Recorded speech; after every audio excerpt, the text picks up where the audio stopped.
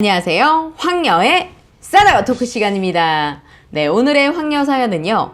바람핀 남편과 살아가던 쓰니는 남편의 또 다른 거짓말과 당당한 모습에 더는 살 수 없게 되어 이혼을 결정하게 된다는 사이다 사연입니다. 사연 읽기 전에 구독과 좋아요, 많은 공유 부탁드릴게요. 저는 남편과 이제 결혼 7년 차에 접어들었습니다. 처음 결혼해서 3년까지는 무척 행복했던 것 같아요. 서로 맞벌이하면서 돈도 열심히 벌어서 집도 장만하고 딸아이도 생기고요. 그런데 역시나 행복은 오래가지 않더군요. 결혼 3년 만에 남편이 같은 직장 여직원과 바람을 피웠습니다. 결혼 생활을 그리 길게 하지도 않았는데 3년 만에 바람이라니 하늘이 무너져 내리는 기분이 들었습니다. 아마도 그때부터 지금까지 저는 아직도 그 어떠한 결론도 내리지 못하고 그냥 무덤덤하게 살고 있습니다. 남들이 보면 참 바보 같다고 생각할 수도 있겠네요. 아무튼 남편이 바람필 때 다니던 회사를 관두게 되었고 다른 데로 이직하게 되었습니다. 그런데 나중에 알게 된 일이지만 남편과 바람피웠다는 그 여직원이 남편 회사로 옮겼다더군요. 남편이 이직하고 얼마 뒤의 일입니다. 그걸 알게 되고 또 미친 듯이 싸웠습니다. 남편은 본인 다니는 회사 직원이 몇 명인데 내가 아직도 그 여자랑 만나겠냐고 얼굴 볼 시간도 없다면서 오버하지 말라면서 그렇게 말합니다. 그런데 가끔 남편과 싸우다 보면 전 어김없이 아직도 그 여자 이야기를 합니다. 남편은 아직도 못 잊고 그러냐면서 참 한심하다고 저에게 그럽니다. 그런데 같은 건물 안에 바람핀 사람끼리 근무한다고 생각해보라고. 당신 같으면 어떤 기분이 들고 어떠한 생각들이 들 것 같냐고. 그러면서 내 머릿속엔 아직도 당신과 그 여자, 니네는 아직도 진행 중으로 보여진다라고 했습니다.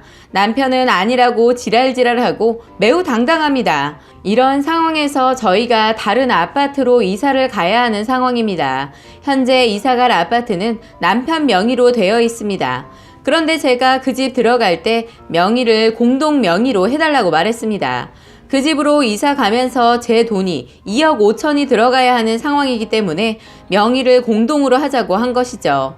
솔직히 그것뿐만이 아니기에 남편에게 믿음이 가지 않았기 때문에 그렇게 말했습니다. 난 이제 당신 완전히 믿을 수가 없어. 그러니까 공동명의로 해줬으면 좋겠어. 공동명의로 해야지만 돈 보탤 수 있을 것 같으니까 그렇게 해줘. 라고 했는데 남편 하는 말이 취득세 아깝게 뭐하러 그렇게 해? 왜 나라에 꽁돈을 줘야 하는데 그리고 뭘 못 믿겠다는 거야? 내가 각서 쓰고 공증해 줄 테니까 그냥 그렇게 해. 라고 하는 겁니다. 저는 남편의 말에 그냥 공동명의로 해줘. 취득세 내가 다 낼 테니까 그리고 당신한테 피해 안 가게 할 테니까 이렇게 말하는데도 정말 막무가내입니다. 본인은 취득세가 아깝다는 거죠. 취득세를 어떻게든 제가 해결하겠다고 하는데도 뭐가 그리 아까운 걸까요? 남편이 계속 저렇게 나오니까 제가 그랬습니다. 공동 명의로 못 해주겠으면 나 이사 안 갈 거야. 그리고 우리 딸이랑 여기서 그냥 살 거야. 라고 했습니다. 그랬더니 이제는 결정을 하라고 합니다. 남편이 말하는 그 결정이라는 것은 공동 명의는 해줄 수가 없고 제가 낸 돈만큼 각서 써주고 공증해주겠다.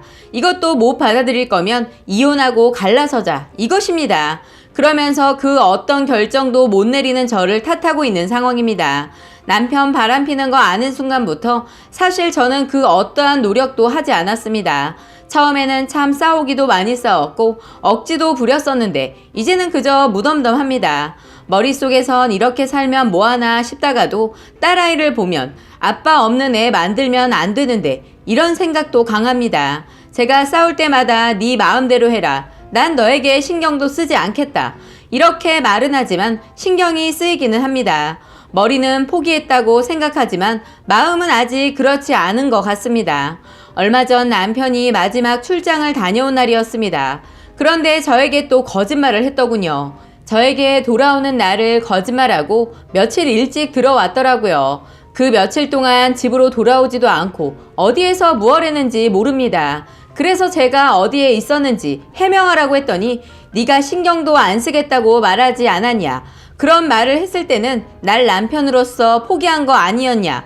그런데 내가 왜 굳이 거짓말한 걸 당신한테 해명해야 하냐. 이렇게 말을 하더라고요. 이런 상황이면 이혼을 해야 하는 것이 맞는 거라 생각이 들기 시작합니다.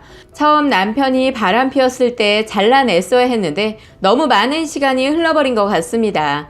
그때 당시 딸아이도 태어난 지 얼마 되지 않았고 무엇을 어떻게 정리해야 하는지 몰랐고 감당하기 힘들었습니다.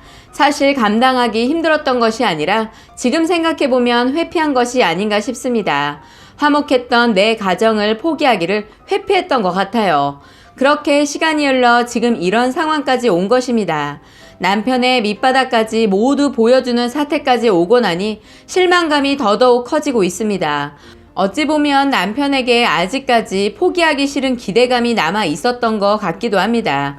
아빠 없는 아이 만들어주고 싶지 않았는데 마음이 무겁습니다. 라고 사연 올려주셨고요. 후기 사연이 올라왔습니다.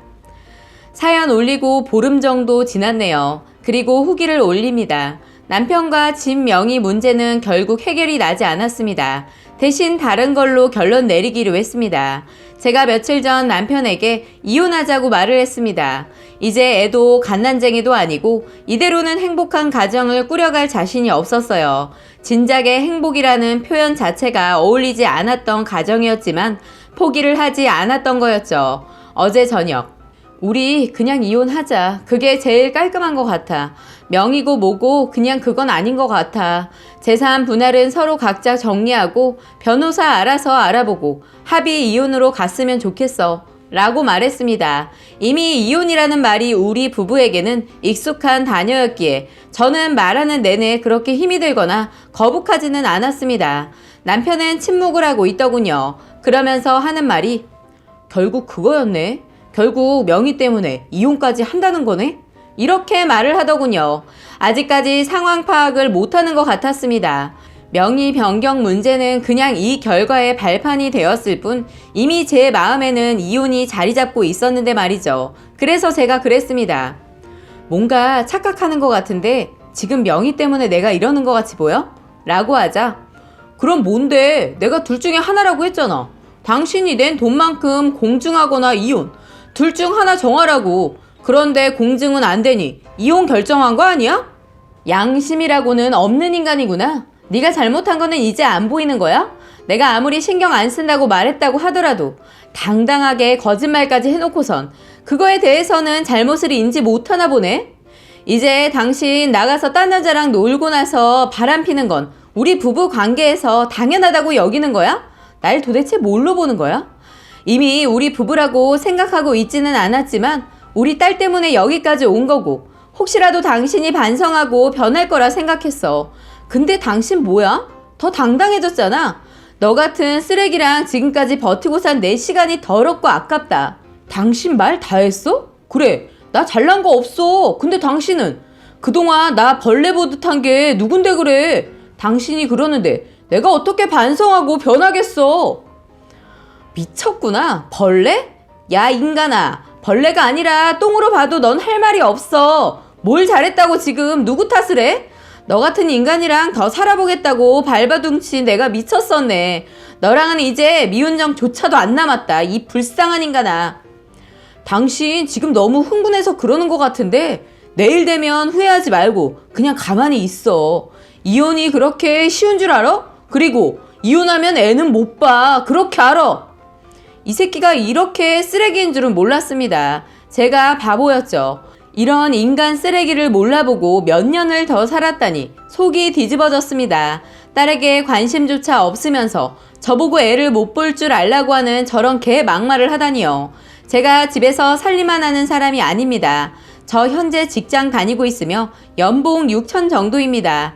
남편 모르게 비자금도 꽤 있고요. 제가 돈을 못 버는 것도 아니고 제가 미쳤다고 애를 저런 인간 쓰레기에게 주고 이혼을 하겠습니까? 제가 바람핀 남편 새끼 한번 용서했다고 저 인간이 저를 물로 보는 것 같은데 이대로라면 제가 죽도 밥도 안 될 것 같았습니다. 입 아프게 저런 쓰레기랑 떠들어봤자 제 입만 아플 거라 생각하고 딱 한마디 해줬습니다. 미친놈. 합의 이혼은 물 건너 간 거네. 남편으로서도 불합격, 아빠로서도 불합격인 너가 지금 애를 키우겠다는 개소리를 하는 거지?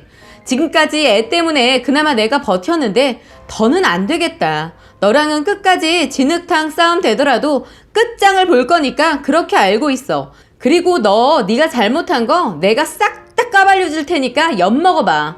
너 그년이랑 바람핀 거 나한테 증거자료 싹 다 있는 건 알고 있니? 너 그년이랑 더러운 말로 통화한 거부터 시작해서 증거자료 충분한데 이건 몰랐지? 이 멍청한 놈아. 제 말을 듣고 있던 남편 놈이 당황스러웠던지 말을 못하고 있더라고요. 제가 설마 이렇게 뒤에서 증거 모아둔 거는 아마 몰랐을 거예요. 바보같이 이혼 안 하고 계속해서 결정을 못 내리고 살아오긴 했지만 증거 자료는 제가 따로 다 챙겨놨거든요. 나중에 어떤 일이 벌어질지 몰랐기 때문에 준비를 미리 해둔 것이 이렇게 요긴하게 쓰이게 될 줄은 몰랐습니다. 그리고 며칠 지나서 남편에게 어떻게 할 건지 물어보자 아무 말 없이 합의 이혼하겠다고 하더군요.